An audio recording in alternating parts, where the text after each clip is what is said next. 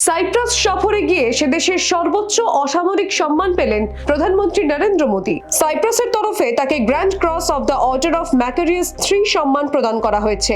এই পুরস্কার গ্রহণ করে মোদী বলেন, এ সম্মান শুধুই আমার নয়, এ সম্মান 140 কোটি ভারতবাসীর।